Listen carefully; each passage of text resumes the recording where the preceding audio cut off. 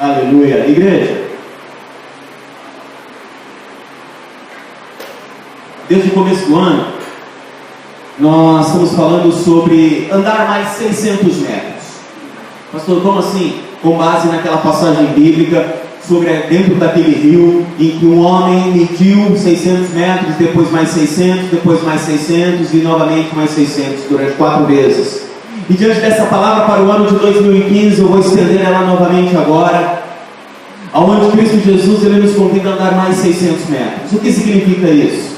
Você desejar para o ano de 2015 se comprometer mais alguns metros de vida espiritual. Não que dê para medir a sua vida espiritual. Não dá para medir, pegar uma régua espiritual e medir a sua vida espiritual. Não tem como. Mas essa palavra nos convida a desejar crescer espiritualmente.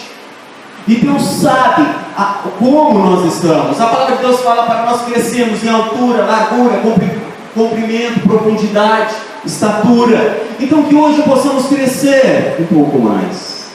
Em nome do Senhor Jesus. Sexta-feira passada, anteontem, nós falamos sobre uma passagem bíblica que conta a história de Davi carregando a arca da aliança. E Deus falou grandes coisas conosco. Aliás, começou ministrando a minha vida. Deus me falando, anda mais 600 metros. Eu acho que isso mexeu muito comigo. Acho que Deus falou muito no meu coração e eu desejei isso. Lutas e coisas se levantam, mas eu falo, eu quero andar mais esses 600 metros. Eu quero ir um pouco mais a fundo durante o ano de 2015. Eu desejo me aprofundar um pouco mais nas coisas de Deus. Eu desejo me aprofundar um pouco mais na minha vida devocional, na minha vida de oração, na minha vida de submissão ao Evangelho do Senhor. Eu desejo, falo isso de mim. E eu sei que o negócio está sendo de uma tal maneira que eu posso chegar a afirmar que está sendo de Deus para amor e vida, porque tem vidas aqui que estão desejando também um pouco mais. Talvez alguns lembram dessa mensagem. Foi do primeiro dia do ano, a primeira mensagem do ano. Em nome do Senhor Jesus Cristo, que possamos dar continuidade, tá? Que o Espírito Santo possa te aquietar neste momento. Eu lembro de um pastor, pastor Nelson dos Santos, ele falava assim: o Espírito Santo às vezes ele é comparado com uma pomba. Porque se a gente se agitar demais, se nós nos agitarmos demais, ela voa, vai embora. Não que o Espírito Santo vá embora, mas ele precisa que você se aquiete para receber tudo que ele tem para te servir. Em nome do Senhor Jesus. Amém? E nós falamos lá abre a palavra de Deus lá em Crônicas. Eu gostaria de pedir paciência para você que esteve sexta-feira aqui, que possa me ouvir novamente algumas coisas um pouco repetitivas, mas eu vou repeti-las para a minha vida e vou repeti-las para a tua vida. Amém? Então você que não veio na sexta-feira, preste muita atenção e se deleite no que Deus tem para nós hoje, em Cristo Jesus. Que a palavra de Deus seja vida para aquele que a encontre. Então encontre a palavra de Deus hoje. Eu te abençoo em nome de Jesus. Lá em Crônicas, nós temos Davi cometendo um erro e fazendo um acerto. Lá em Crônicas, nós vemos Davi errando e depois ele buscando fazer corretamente. É homem que errou também foi esse Davi, hein? Rei Davi. E era um homem segundo o coração de Deus. Talvez os teus erros e os meus erros, olha o negócio aqui, às vezes os nossos erros podem fazer com que nós sejamos um ser humano segundo o coração de Deus. Talvez os nossos, por que talvez? Porque se eu reconhecer e esvaziar aquilo que foi o meu erro, confessado, buscado uma mudança, faz com que eu vá me tornando uma pessoa mais segundo o coração de Deus. Amém? Glória a Deus. E assim foi com o rei Davi. E nós falamos sobre 2 perguntas. Eu ouvi essa mensagem ministrou muito ao meu coração durante a semana. E eu rascunhei mais algumas coisas e falei, já que me serviu de tremendo alimento e mexeu comigo, que possa servir de tremendo alimento àqueles com quem eu desejo compartilhar. E nós falamos de 2 frases do rei Davi.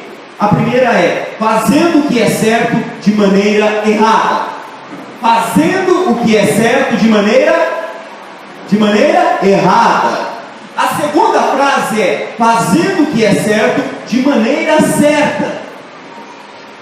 Fazendo o que é certo de maneira certa. Então são essas. A mensagem desta noite vai ser sobre isso: fazendo o que é certo de maneira errada e fazendo o que é certo de maneira errada. Falamos isso sexta-feira passada. Aí chegamos num ponto que eu falei que ia deixar para domingo, que é exatamente ali em 1 Crônicas, capítulo 13, no versículo 10.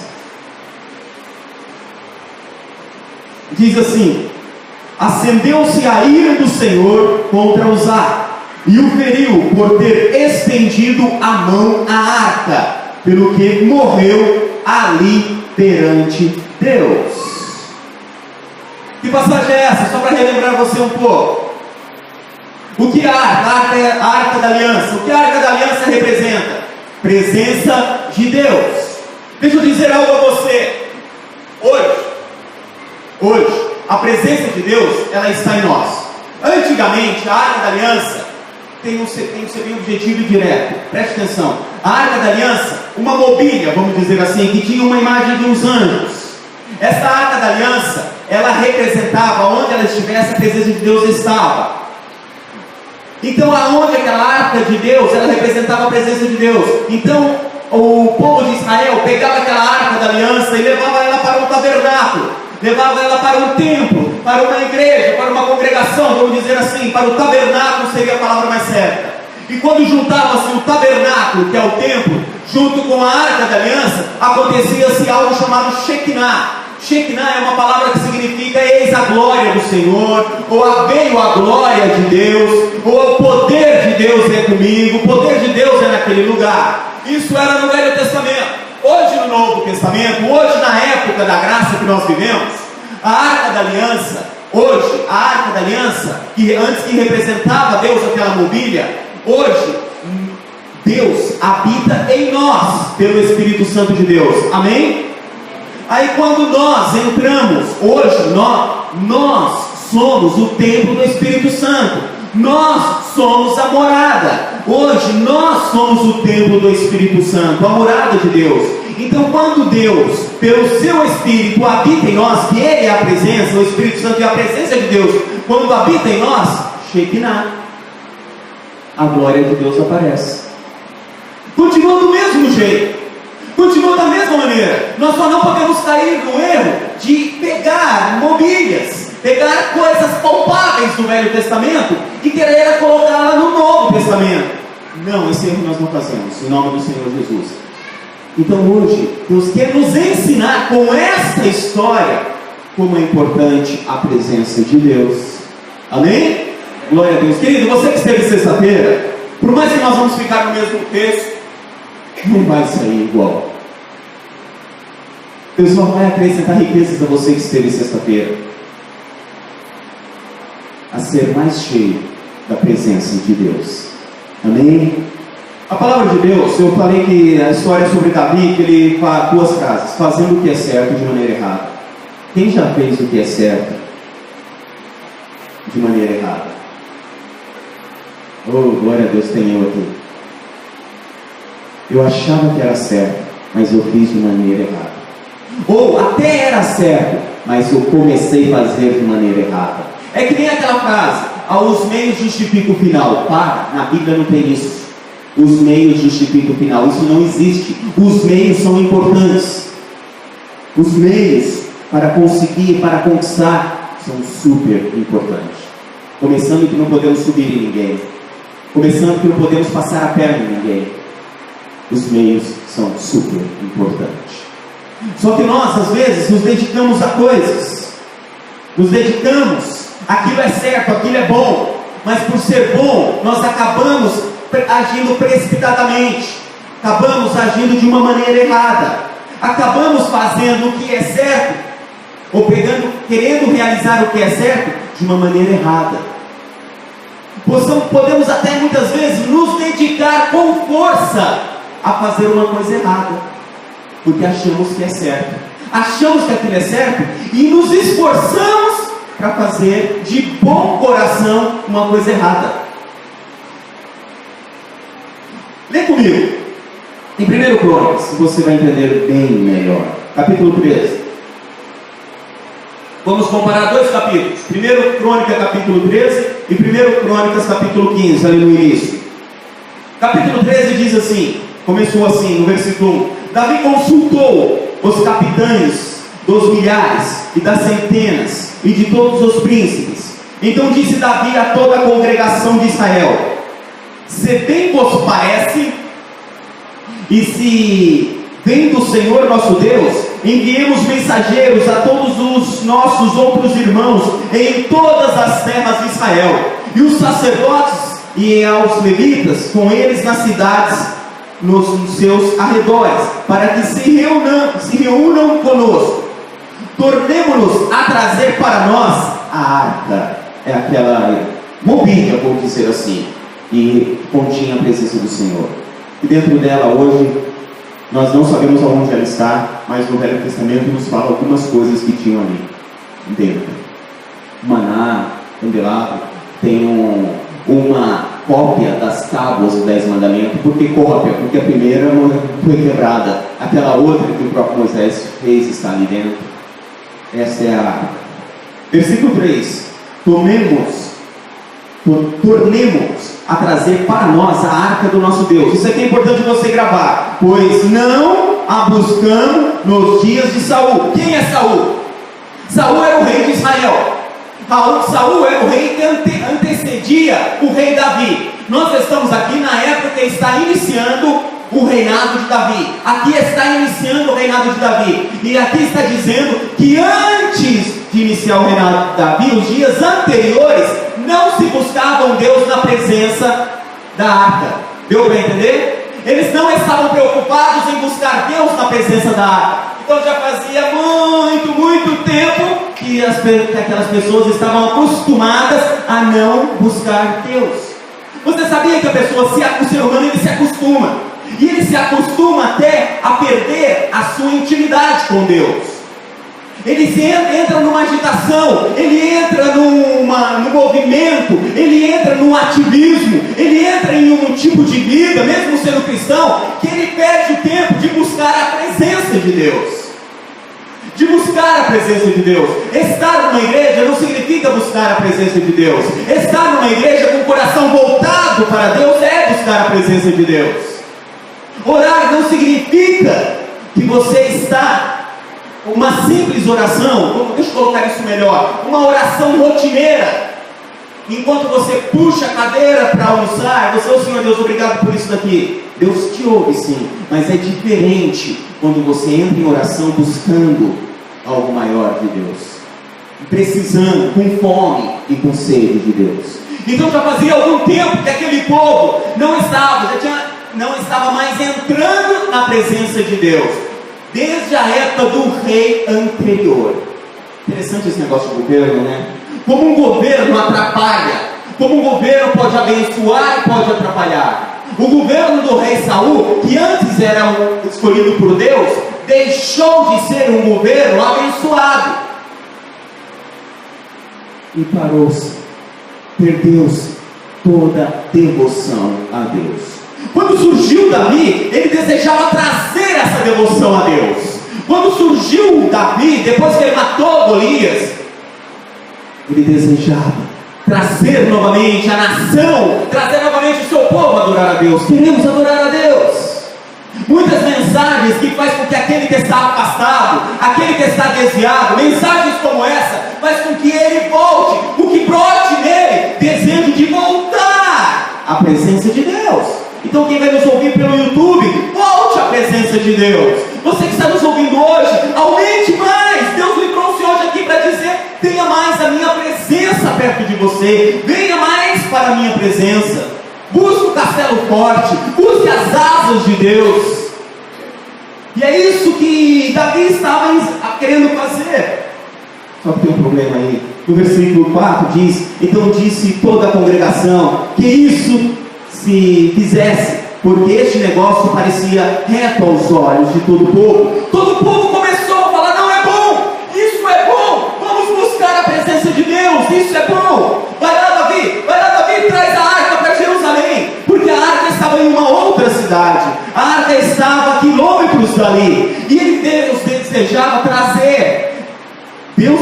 trazer a arca para Jerusalém. Usou seu servo Davi para buscar a arca lá naquela cidade e trazer para o templo que vai estar em Jerusalém. Mas olha que história. Aí continuando no versículo 5: assim ajuntou Davi todo Israel, desde Sior do Egito até a entrada de Amate, para trazer a arca de Deus de Kiriat Jearim. Davi com todo Israel subiu a Baalá, isto é, Kiriat Jearim, que está em Judá. É onde estava a arca, Kiriat Jearim, para fazer subir ali a arca de Deus, o Senhor que habita entre os querubins, diante da qual é invocado o seu nome. Versículo 7: levaram a arca de Deus sobre um carro novo. Repara isso, sobre um carro novo. Nós vamos falar sobre isso. Tirando-a da casa de Abinadab. Uzá e Aio guiavam o carro. Davi e todo Israel alegravam-se perante Deus com todas as suas forças, com cânticos, com harpas, com alaúdes, com tamborins, com símbolos e com trombetas. Chegaram à eira de Quidom. Estendeu Uzá a mão para segurar a arca, porque os bois tropeçavam. Acendeu-se a ira do Senhor contra Uzá e o feriu por ter estendido a mão à arca, pelo que morreu ali perante Deus. Querido, eu quero deixar mais para o final dessa mensagem, se assim Deus permitir, a parte em que, quando o carro de boi começou a balançar, porque ele começou a passar entre uma eira. O que é uma eira? Uma eira é um lugar um pouco desnivelado. Uma eira é um lugar onde se esparramava trigos, aonde, que nem aqui no Brasil tinha antigamente os terrenos de cafezais. Então a eira era o lugar onde se esparramava. Então provavelmente ele estava na eira da cidade onde a arca estava, na eira de Kiriat Jearim. É uma parte um pouco fora da cidade, porém nas imediações da cidade, aonde se esparramava trigo, se esparramava cereais. E quando estava justamente o carro passando por ali, aquele carro deu uma espécie de balançada, porque o terreno era horrível. E naquela hora, Uzá, um homem de Deus, um homem temente a Deus, um amigo do rei Davi, colocou a mão para segurar a arca. E naquela hora, ele foi fulminado. Ele morreu. Ele foi fulminado. Morreu naquela hora. Eu não sei se foi um ataque cardíaco, que pode ter sido. Provavelmente, talvez um ataque cardíaco, que Deus proporcionou ao coração dele. Por quê? Por quê? Por quê? A mensagem que eu gostaria de trazer para vocês hoje, de domingo, também, é o seguinte: as coisas de Deus não precisam. O que realmente pertence a Deus, o que está dentro do plano de Deus, o que está dentro do propósito de Deus, o que está dentro da vontade de Deus, aquilo que é dele, estabelecido por ele, é meu. Eu estabeleço isso. Como aquela arca representava a glória dele, não precisa de nenhum homem pôr a mão para tentar ajudar. Deus consegue sozinho. Deus faz sozinho. Dentro do conceito do homem, dentro do conceito do ser humano, ele acha que ele pode dar uma ajuda para Deus. E o que eu traria nessa mensagem para hoje, que eu prometi para vocês nesse domingo? O que eu traria? Aquilo que Deus, as portas que Deus abre, ninguém fecha. Aquilo que Deus estabelece, é Ele que faz acontecer. Deus tem um propósito. Ele diz que o plano dele era levar aquela arca até Jerusalém. E aquela arca vai chegar em Jerusalém. Aquela arca vai sair daquela cidade e vai para Jerusalém. Então não depende da ajuda do homem para realizar os propósitos de Deus. Se ele tem propósito naquilo, ele realiza, ele faz acontecer. E pode ser o homem mais santo, a mulher mais santa sobre a face da terra, pode ser o maior guerreiro, a pessoa mais íntegra que for, tentar pôr uma mão onde não deve, Deus não aceita. Depois falaremos mais um pouco sobre isso, se Deus quiser. Eu preciso ainda retroceder mais um pouco nessa caminhada. Por que se acendeu essa ira? Por que se acendeu essa ira de Deus contra aquele homem? Que culpa tinha aquele homem de querer segurar algo tão lindo, belo e maravilhoso? A culpa estava lá atrás, quando o rei Davi decidiu algo certo e fez da maneira errada. É certo? É certo vir na igreja? Sim. Mas dependendo do que você vai vir fazer na igreja, é certo? Talvez não. Você tem que parar e perguntar: é certo casar? É certo casar? É certo casar. Mas se você casa por interesses, nós falamos de sexta-feira, se você casa porque é bonito ou porque é bonita, por interesses financeiros, ou seja lá qual for, é certo? Não, não é certo. Então o que eu quero dizer exatamente com isso? É certo discutir algum assunto? Eu posso sentar com a Lívia e discutir algum assunto? Podemos entrar em desacordo? É certo? É certo. Não tem problema nenhum entrar em desacordo. O errado está quando nós fermentamos, quando entra a raiz de amargura. Aí está errado. Quando nós manipulamos, quando nós jogamos um contra o outro, aí está errado. Porque discutir sobre alguma coisa não é errado. Nós somos cabeças que pensamos diferente. Essa harmonia perfeita não, né? Essa harmonia perfeita, ela só vai em pensamentos 100%, só vai acontecer no céu. O que diz em Hebreus é para que não junte raiz de amargura sobre você. Nós comentamos sexta-feira passada, estou sendo meio rápido, né? Mas você vai ter que fazer o Tico Teco funcionar. Nós comentamos semana passada que Paulo e Barnabé tiveram uma discussão. E nessa discussão eles se dividiram. Nós comentamos também que Paulo, esse foi em Atos, está escrito, e em Gálatas 2, Paulo e Pedro tiveram uma discussão muito séria. Muito séria. E em nenhuma dessas duas passagens, Deus faz algum tipo de repreensão a eles. Deus não faz nenhuma repreensão a eles. Não é feito repreensão a eles. Por que não é feito repreensão a eles? Porque há esses desentendimentos. Acontece. Agora tem um caso em Filipe, onde conta a história de duas mulheres, Evódia e Síntique. Evódia e Síntique, elas discutiram, só que ali diz, Paulo escreve uma carta dizendo, voltem a ter o mesmo sentimento. Paulo corrige, ali há uma repreensão do Espírito Santo através de Paulo, para aquelas duas mulheres, querendo dizer, olha, preste atenção, voltem a ter o mesmo sentimento. Porque houve o quê? Raiz de amargura, porque houve sentimentos. Então discordar de pontos de vista é natural, é normal. É normal. Mas nós precisamos buscar a resposta na excelência da palavra de Deus. Nós procuramos buscar a resposta na natureza de Deus. A natureza de Deus está nas Escrituras Sagradas. E vai chegar um ponto em que tanto uma pessoa quanto a outra, pela verdade, vão entrar em harmonia. Mas se houver sentimentos errados, não entrarão em harmonias. Não entrarão em harmonias. Mas vamos lá. Nós estamos falando isso por quê? Por causa de Davi. Nós estamos falando isso por causa de Davi. Você prestar atenção. No capítulo 13, versículo 1, Davi consultou os capitães dos milhares e das centenas e todos os príncipes. Começou errado. Se você olha comigo, quando Davi vai fazer a coisa da maneira certa, fazer o que é certo da maneira certa. Capítulo 15, vira a folha. Vira a folha da tua Bíblia. 1 Crônicas, capítulo 15. Agora vamos ver, fazendo o que é certo da maneira certa. O que está escrito aí? Davi foi tentar tudo de novo, porque aquele caso tinha dado em morte. Você lembra do capítulo 13? Terminou com Uzá morrendo e parou-se de levar a arca.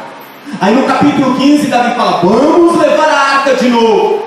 Aí começa assim, capítulo 15. Depois de ter feito casas para si mesmo na cidade de Davi, preparou um lugar para a arca de Deus e armou-lhe uma tenda. Preparou um lugar primeiro. Versículo 2 é o que nós queremos focar. Então disse Davi, ninguém pode levar a arca de Deus,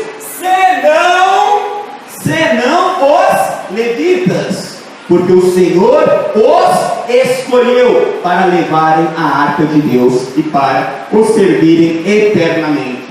juntou Davi a todo Israel em Jerusalém para fazer subir a arca do Senhor ao seu lugar que ele tinha preparado. Reuniu os filhos de Arão, os levitas, os músicos, adoradores.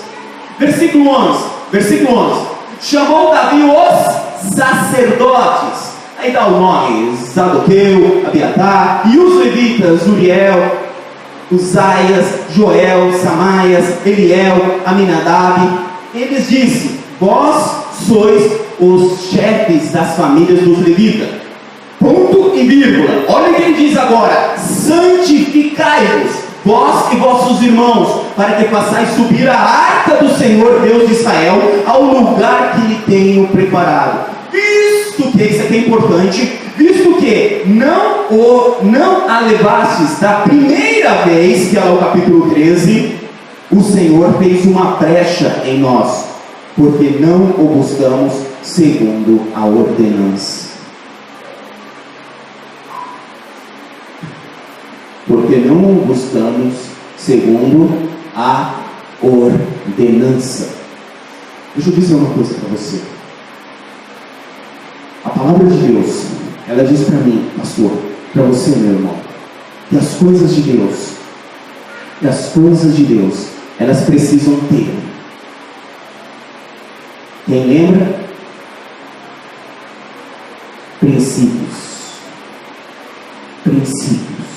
As coisas de Deus têm princípios e fundamentos.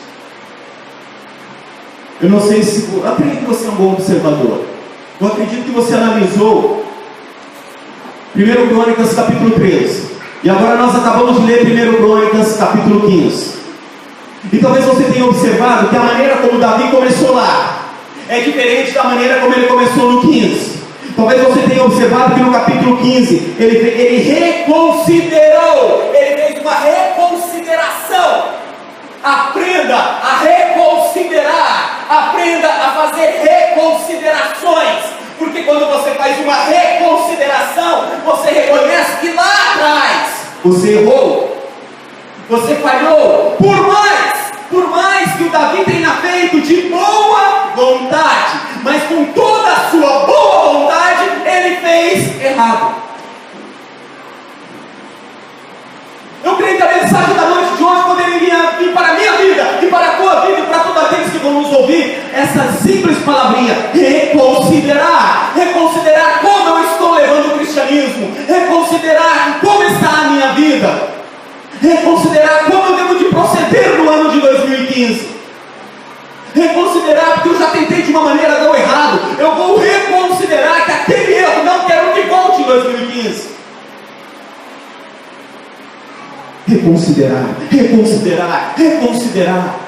Reconsideração. Davi teve uma reconsideração. E o que ele fez? Ele começou diferente. Lá no capítulo 13, ele consultou quem? Os maiorais. Ele consultou os capitães, os líderes militares, aqueles que tinham as estratégias corretas. Mas eu quero dizer uma coisa para você. No capítulo 15, ele consultou os sacerdotes e os levitas. Eu quero dizer uma coisa para você: planejamento, planilha muito bem feita, muito bem elaborada, por aquele que não é para elaborar, vai dar errado. Ele consultou amigos, ele consultou homens leais a ele, mas não eram as pessoas certas para ser consultadas. Porque quando falamos de coisas espirituais, as coisas têm que se discernir espiritualmente. As coisas espirituais se discernem espiritualmente. Um cristão começa a cometer erros, um cristão começa a cometer falhas, quando as coisas espirituais, elas começam a ser discernidas carnalmente. Não dá para você ter uma vida espiritual discernindo as coisas espirituais carnalmente. As coisas carnais se discernem carnais, as coisas espirituais se discernem espirituais. E eu creio no ano de 2015 que vai mexer na minha vida, que vai mexer na vida do Ministério Evangélico Amor em Vida, que vai mexer na sua, se você quiser, se você entrar em reconsiderações, fazer como Davi fez. Nós amamos Davi, nós amamos as histórias de Davi, nós temos Davi como exemplos para a nossa vida. Então aprenda isso ele errou e reconsiderou.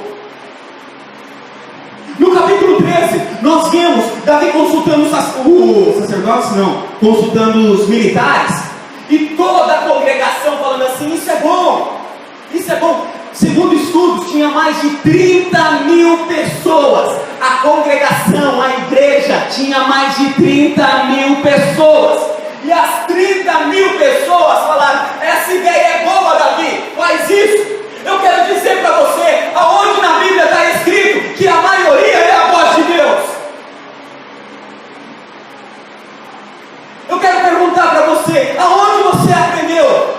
Aonde você aprendeu que a maioria é a voz de Deus? Aonde você aprendeu que igreja é democracia? Quem foi que te falou que igreja é democracia? Quem? Igreja é teocracia, querido. Igreja é teocracia. Teocracia é Deus liderando. É a unção que começa no óleo sobre a cabeça de Arão, que desce pela sua barba, pelas suas orlas e corre em direção de Sião. Isso é teocracia. É muito sério para os líderes, é muito sério para Arão, é muito sério para os levitas. Mas é sobre vocês, levitas, que dá esse privilégio de óleo fresco. É sobre você, pastor, que dá esse privilégio de óleo fresco. É sobre você, voz de adoradores, grupo voz de adoradores. Vocês são levitas, e quem constituiu vocês não foi eu. Levitas, os levitas atraem a arca. E o que aconteceu ali? E começou o povo, a palavra de Deus diz que comparando, em 1 Crônicas capítulo 13, o povo adorava a Deus com símbolos, vamos colocar, com guitarras, bateria, trompete e todo tipo de som. E com muita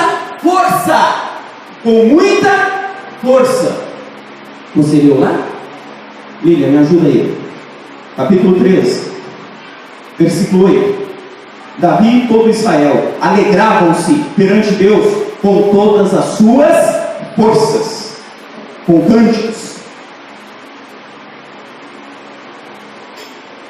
cânticos, com harpas, com alaúdes, com tamborins, com símbolos e com trombeta.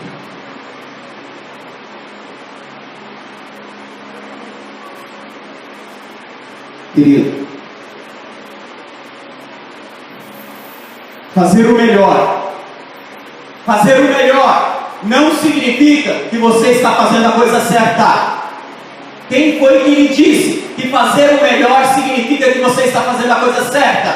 Da onde está saindo esse parâmetro da sua mente? Eu posso fazer o meu melhor numa coisa errada. Eu posso dar o meu melhor para algo errado.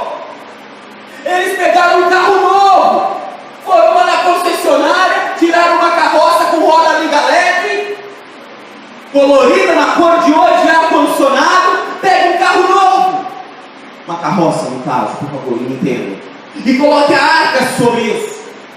Quem falou para você que as boas ideias, lindas, belas e maravilhosas, que vêm muitas vezes nos seus líderes, significa que é a vontade de Deus? Que vem sobre o homem, significa que é a vontade de Deus. Querido, nós estamos falando nesta noite de princípios e de fundamentos. Não seja um cristão sem princípios e sem fundamentos. Você vai dar com o burro nas águas. O propósito de Deus, o propósito, o plano e o projeto de Deus era que aquela arca chegasse em Jerusalém, e ela vai chegar. Só que aquela arca nem saiu das imediações da cidade. Ela nem saiu das imediações da cidade. Aconteceu uma tragédia. Um homem correto, um homem de Deus, um homem certo que se chamava Uzá, um amigo do rei Davi, ele estava no lugar certo. Não, e na hora errada. Não era para ele estar ali. Não era para ele fazer isso. Não era da alçada dele. Não era para ele executar aquilo. E Davi não percebeu. Porque a palavra de Deus diz que a arca do Senhor, aquela mobília, ela tem argolas. E naquelas argolas é para passar uma barra de ferro dos dois lados. E os levitas é para carregá-las no ombro.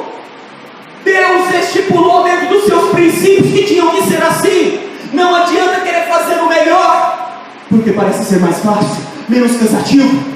É menos cansativo. Fazer como Deus quer é muito cansativo. Quantas pessoas largam os caminhos de Deus porque fazer como Ele quer é muito cansativo? Querido, você tem raciocínio. Se existem algumas igrejas que fazem lavagem cerebral, aqui não. Se existem algumas igrejas que barganham, aqui não. Eu quero que você leia, eu quero que você medite, eu quero que você estude, porque Deus está lhe convidando a entender que quando essa arca estiver no lugar certo, ali sim vai ter festa. Quem foi que lhe disse, em base em 1 Crônicas capítulo 13, quem foi que lhe disse que adorar a Deus com força? E adoramos com força, e fizemos muito barulho, e pulamos muito durante o louvor. Significa que você está fazendo certo. Não que não possa, pode, porque depois do capítulo 15, acontecem as mesmas coisas. Eles chegam lá cantando, pulando, fazendo festa, só que sendo direcionado da maneira certa, nos princípios de Deus para as coisas certas. Eu quero resposta, mas eu quero fazer as coisas da maneira errada. Querido, aonde você acha que vai dar certo? Vai ter um tempo de caminhada, mas vai chegar uma hora que vai ter morte espiritual. Não é que nem aqui morte física. Quem gostaria de uma água? Renato, por favor. Levantou? Amém. Deus abençoe. Em nome do Senhor Jesus Cristo, temos que fazer as coisas certas, da maneira certa. Eu trago isso para a minha vida. Os teus sonhos, os teus projetos, sejam pessoais. Você tem que fazer certo lá na sua firma, as coisas certas da maneira certa. Lá na sua casa, você tem que fazer as coisas certas da maneira certa. E na igreja, você tem que fazer as coisas certas da maneira certa.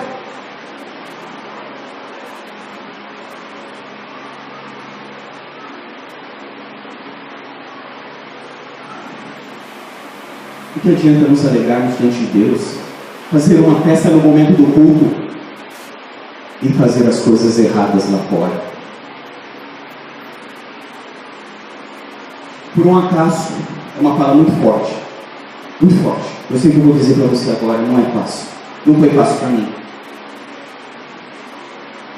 Quando eu ouvi isso, e não vai ser fácil para você, mas vai ser de Deus para mim e vai ser de Deus para você. Porque Deus deseja que essa arca, essa presença de Deus, chegue aonde Ele tem para chegar. O que eu quero dizer para você?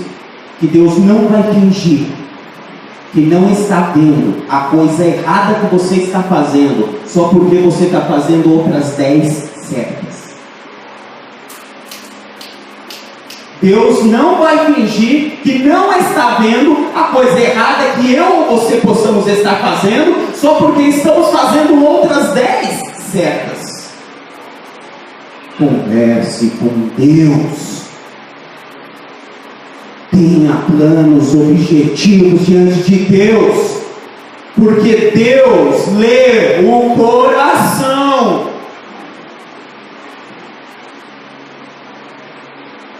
Eu sei que essa fala mexe, mas é melhor a dor vinda pelo Espírito Santo do que a dor vindo pelo mundo, é o que diz na palavra de Deus. Fazemos uma coisa, 2, 3, 4 coisas certas, aí podemos extrapolar na outra. Quem falou isso para você? Em Mateus 23, 23 diz: o que adianta você dar o dízimo? O dízimo do cominho, o dízimo da hortelã, quer dizer o quê? O dízimo certinho, minucioso, e fazer erradas outras coisas. Eu digo para você, faça tanto uma quanto a outra correto. Então a palavra de Deus fala, dê o dízimo, mas também seja correto nas outras coisas. E não ache que porque dá o dízimo, eu posso. Em Mateus 23 está dizendo isso. E porque eu faço uma coisa certa, eu posso fazer as outras erradas. Esse é apenas um exemplo. Mas eu tenho que trazer isso para a minha vida. Eu tenho que trazer isso para dentro da minha casa, para o relacionamento da minha esposa.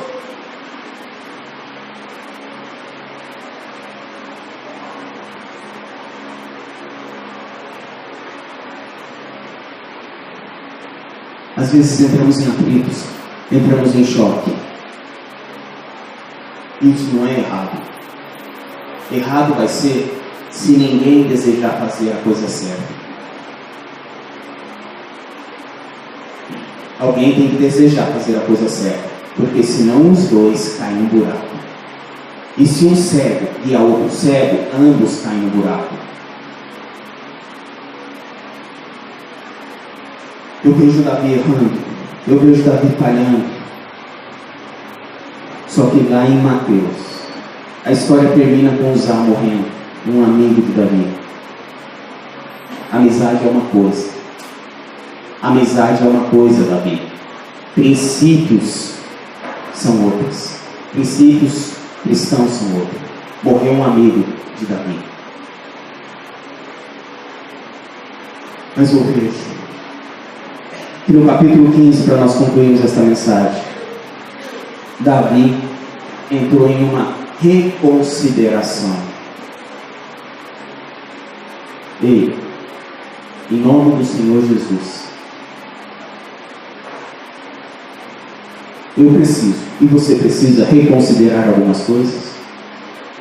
Talvez hoje não, mas se talvez amanhã precisar, reconsidere. E se hoje você identificar que você está sapateando na maionese, reconsidere. Reconsidere.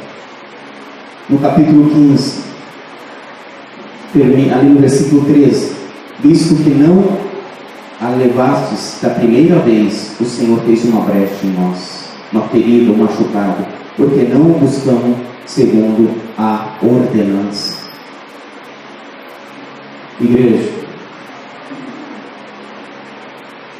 ministério tem princípios. Ministérios têm princípio. Vida cristã tem princípios. Igreja tem princípios, fundamentos e princípios. E Davi percebeu que erraram porque não fez os princípios certos e corretos. Você pode errar, por mais bem intencionado que você esteja. Você ouviu isso? Nós podemos errar, por mais bem intencionado que nós estejamos, se nós tirarmos o foco dos princípios e fundamentos, da essência. Eu poderia até dizer assim: você vai fazer o errado muito bem feito. Você vai fazer o que é errado muito bem feito. Fazer o errado muito bem feito. Mas é a verdade. No primeiro, aí hoje nós acabamos de ler o versículo 13. Eu vejo que Davi percebeu, escuta essa, que ele não cumpriu as ordenanças, os princípios. Ele foi por aquela famosa frase: eu estou sentindo. Eu estou sentindo. Quantos cristãos são direcionados pelos que estão sentindo, e os que eles estão sentindo está fora dos princípios e fundamentos e mandamentos da Bíblia? Vai sim entrar em contradição. Vai, minha irmã. Vai entrar sim, meu irmão. Eu estou sentindo. Vai para a natureza cristã. Vai para a natureza cristã, que você vai ver que não está dentro do sentimento, mas está dentro dos princípios. O coração do homem é enganoso, o orgulho pega, os planos errados vêm, e ele vai pelo que ele está sentindo. E Davi, ele viu que foi uma brecha, o que ele estava sentindo foi uma brecha, e ele reconciliou-se. Eu não estava levando a arca de Deus dentro dos fundamentos e da vontade, e dentro da lógica de Deus. Eu estava levando as coisas dentro do meu fundamento, dentro da minha lógica e dentro do que eu estava sentindo. Aí Davi percebeu que estava errando e se reconciliou com Deus. Ou melhor, se reconciliou não, deleta a palavra reconciliar. Ele reconsiderou, falei errado, reconsiderou o que ele estava fazendo. Em nome do Senhor Jesus Cristo. Lá em Provérbios, para nós encerrarmos, abre em Provérbios 16.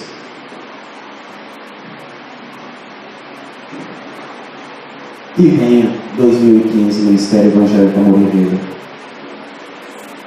Vocês perceberam a importância do levita, do grupo Voz de Adoradores, dos nossos levitas. Temos um ano cheio de planos e projetos.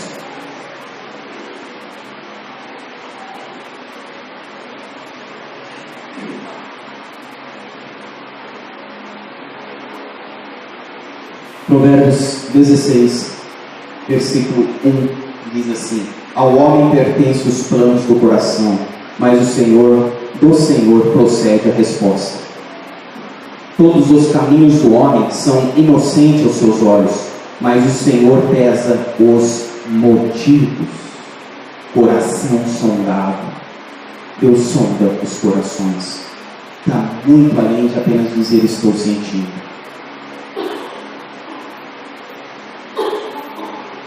Confia ao Senhor as tuas obras e os teus planos serão estabelecidos. Eu oro ao Senhor nesse final de mensagem,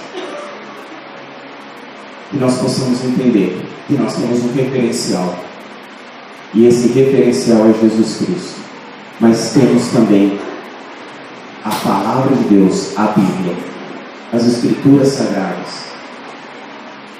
Eu gostaria que você entendesse esse princípio. Deus trabalha com princípios. Tem uma prova?